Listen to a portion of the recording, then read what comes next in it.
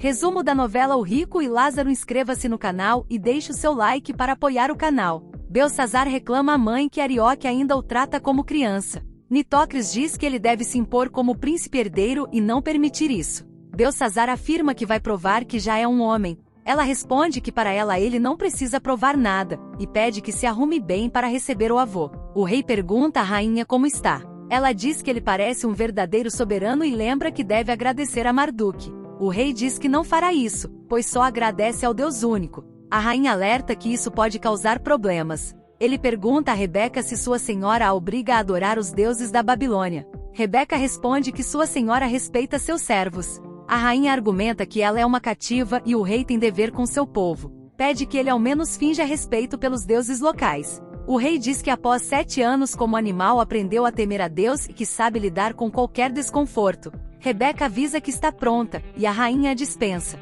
O rei elogia a beleza da rainha. Shamiran se despede das filhas. Cassaia queria ir à festa do avô, mas Shamiran diz que não é lugar para crianças. Evil brinca que Aspenais deve ter preparado doces para elas e elogia a esposa. Lior caminha com as compras e vê Zaque com Joana. Nitocris pergunta sobre a roupa escolhida, mas Nabonido diz que se veste sozinho. Ela ironiza dizendo que ele não precisa mais bajular o rei, já que Belsazar cresceu. Nabonido alerta que o rei não se engana com interesses. Nitocris disfarça e lembra que é filha dele. Asher cobra Lior pela demora. Lior diz para esquecer a festa. Asher insiste e Lior revela que viu Joana indo ao jardim com Zaque. Asher fica pensativo. Zaque elogia a beleza do local, dizendo que combina com Joana. Comenta que terão muitas recepções como essa após o casamento e pergunta por que ela está tão séria. Joana responde que ele deveria imaginar. Zaque pede um sorriso, mas ela diz que não é fácil. Aspenais e Aliatis discutem sobre os preparativos da festa.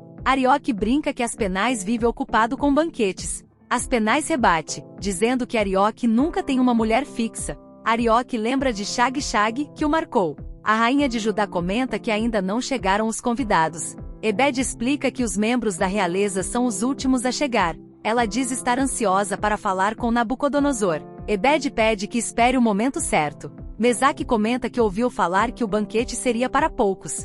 Urzabum confirma, só para nobres e a família real, e diz que foi pela música. Abednego nota que o rei realmente mudou, já que sempre gostou de grandes festas. Daniel sugere que a mudança pode ter sido por causa da fé em Deus, e que ele quer evitar chamar atenção. Naomi observa que Samu está presente.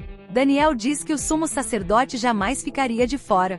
Samu comenta com Nebuzaradã que soube do encontro dele com Asher. Nebuzaradã pergunta se ela já ouviu, e Samu diz que não, mas pede que não o provoque. Beroso está preocupado, diz que Asher virou um inimigo perigoso. Nebuzaradã responde que agora ele é rico e poderoso, mas só deixará de buscar vingança se escolher. Zaque chega com Joana, e Nebuzaradã comenta que a festa promete. Lior diz que Asher não vai suportar ver Zaque e Joana juntos. Asher, irritado, lembra que Zaque e Nebuzaradã destruíram sua família e afirma que voltou para se vingar. Lior tenta acalmá-lo, mas Asher prefere que ele nem vá caso algo aconteça. Lior pede para conversarem, mas ao ver que não há outro jeito, golpeia Asher e o amarra pedindo perdão. Zaque quer apresentar Joana a Nebuzaradã, mas ela se recusa. Diz que não consegue conviver com ele mesmo sendo influente. Zaque insiste, dizendo que só pagará a dívida de Matias após o casamento. Joana, contrariada, aceita e vai até lá.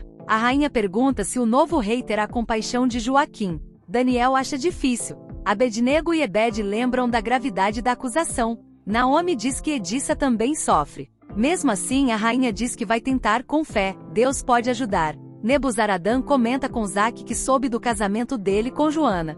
Zaque diz que após anos, ela finalmente aceitou. Samu brinca que ele venceu pela insistência. Zaque se surpreendeu com o casamento dos dois. Nebuzaradã diz que Samu trouxe luz à vida dele, e agora tem um filho. Zaque comenta que o amor pode crescer com o tempo. Nebuzaradã sorri e diz que agora serão da mesma família. Joana pede licença e sai. Samu comenta que ela seria uma excelente sacerdotisa. Lior, aflito, pede desculpas e amarra Asher. Temendo que ele acorde e grite, coloca um pano em sua boca. Diz que precisa justificar sua ausência e se precisar, ele vai entender. Em seguida vai se trocar.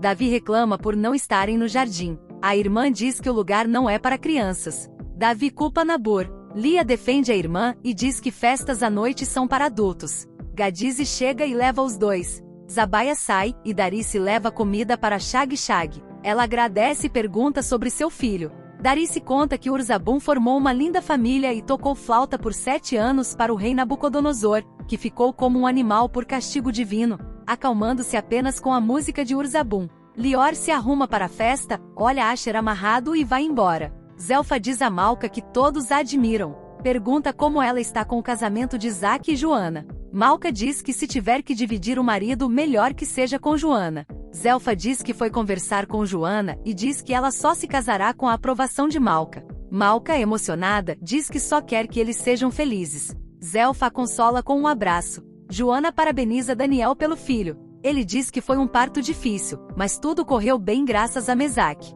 Ele se sente abençoado com sua família. Joana admira sua felicidade. Zaque chega e anuncia o noivado deles. Daniel parabeniza Isaac e diz que vai parar tudo para viver essa nova fase. Zaque fala com Beroso sobre Matias. Beroso chama Matias de interesseiro. Zaque garante que pagará tudo, então não precisa tomar a casa ou envolver as irmãs. Beroso se surpreende com tanta generosidade. Zaque diz que terá algo de valor incalculável e olha para Joana. Beroso entende que ele está trocando a dívida por ela. Madai oferece vinho a Joana, mas ela recusa, dizendo que o vinho pode revelar tristezas escondidas. Ebed chega, abraça Joana e diz que precisa falar sobre Gadize. Gadize encontra Edissa e pergunta se vai à festa. Edissa diz que não, mas levará quitutes para Joaquim. Gadize diz que está indo para casa. Asher acorda amarrado, tira o pano da boca e tenta se soltar queimando as cordas. Nicolau comenta com Absalom sobre a estranha morte do comerciante que viu o pai ser morto. Falam do casamento de Isaac e Joana. Nicolau pergunta, e se Asher voltar? Absalom diz que se acontecer, darão um jeito de ajudá-lo. Asher consegue se soltar e se prepara para a festa. Fassur visita Elga. Ela garante que Isaac aceitará o casamento deles e revela que ele também vai se casar com Joana. Fassur se incomoda, mas depois diz que será bom, poderá vigiá-la de perto. Lior chega à festa e encontra Beroso. Beroso ironiza seu visual refinado. Lior diz que a liberdade combina com ele. Beroso manda ter cuidado com a língua. Samu pergunta por Asher, achando que o veria. Lior diz que ele está doente, mas mandou desculpas. Beroso lamenta, diz que ele ainda poderá se apresentar ao rei. Samu pergunta se Lior foi enviado por Asher. Lior diz que não é mais escravo, é livre. Beroso comenta que foi um bom investimento. Samu brinca que ela também não é mais sacerdotisa, mas ainda tem seus dons, e pode ajudar Asher. Lior diz que ele precisa descansar, está em sono tão profundo que nem um elefante o acordaria. Samu concorda. Nebuzaradan pergunta se Samu está preocupada. Ela diz que não, mas notou a ausência do lobo de Judá. Nebuzaradan diz que é uma pena. Samu pergunta por quê. Ele diz que seria uma surpresa para Zaque, já que são amigos de infância. Não esqueça de ativar o sininho das notificações para ser avisado sempre que tiver vídeo novo. Obrigado!